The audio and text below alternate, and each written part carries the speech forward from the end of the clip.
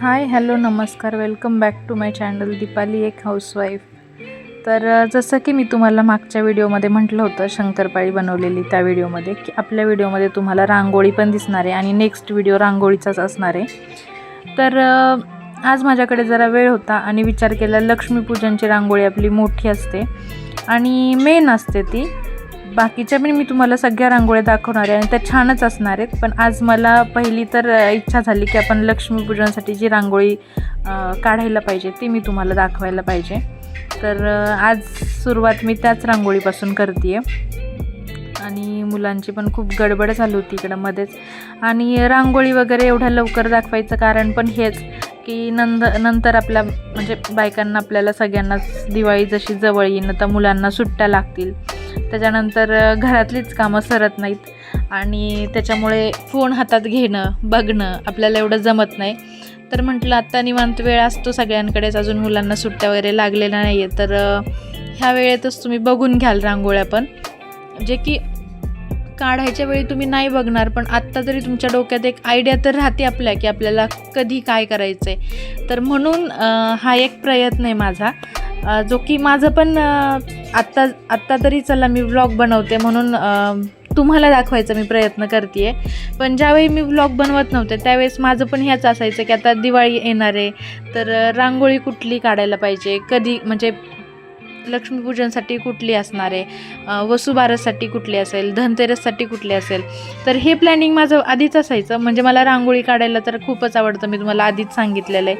आणि त्यानुसारच माझं प्लॅनिंग असायचं की रांगोळी कुठली काढणार मी, मेहंदी कशी काढेल, परत साडी कुठली असेल, ब्लाऊज कुठल्या पद्धतीने शिवायचा आहे, किंवा मग जेव्हा तर मुलांना सुट्टी लागेल तेव्हा दिवाळीचे पदार्थ बनवायचे, तर मग ते कोणता पदार्थ जो मला जमत नाही आहे बनवायला किंवा जमत असेल तरी आपल्याला एक प्रत्येक वर्षी नवीन काहीतरी ट्राय करून बघायची सवय असते.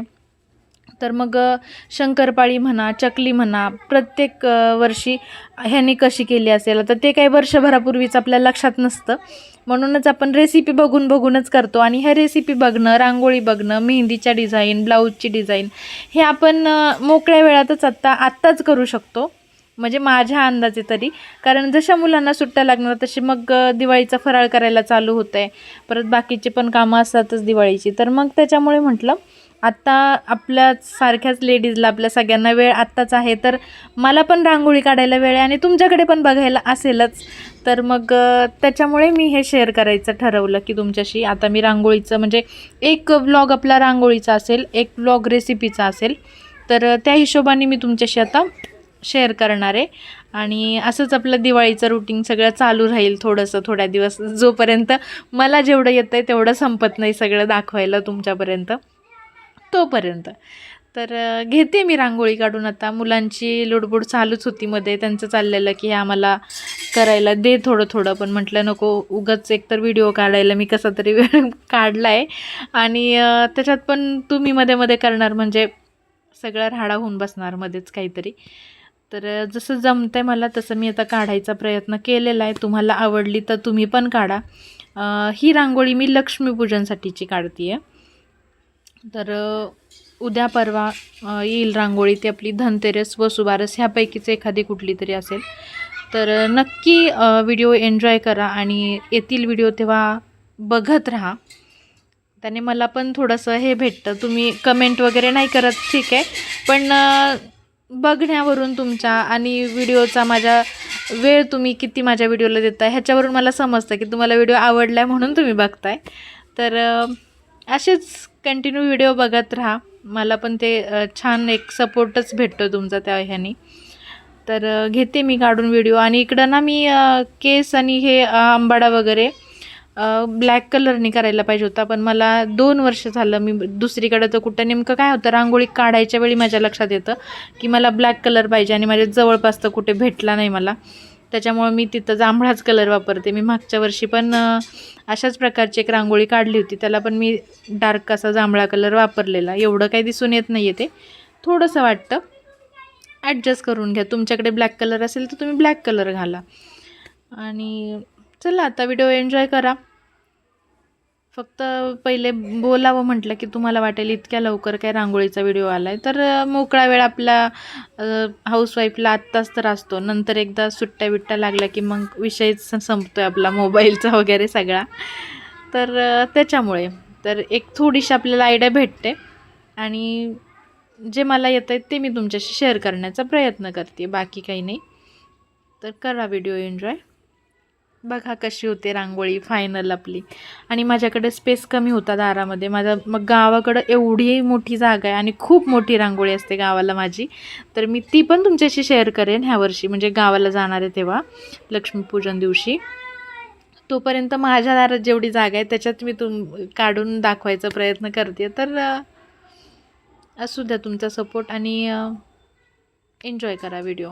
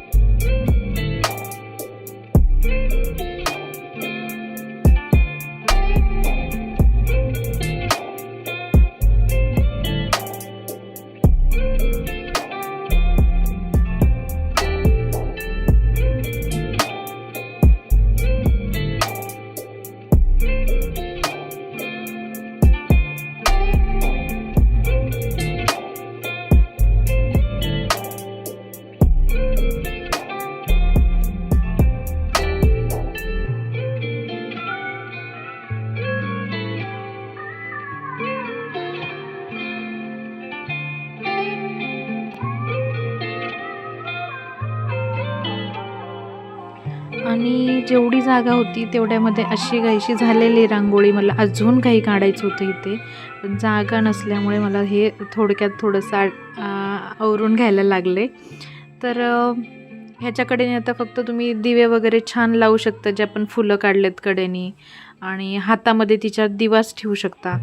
तर छान वाटेल रांगोळी. आणि मला इथं बॉर्डर वगैरे करून घ्यायची आहे छान, बॉर्डर राहिली, आणि लेहंगावरती थोडेसे कलर हे करायचं राहिलं आहे, बुट्टे. तर ते पण मी करून घेतले. आणि फायनल आपला असा दिसतोय लुक, सगळा छान असा रांगोळी अशी दिसते.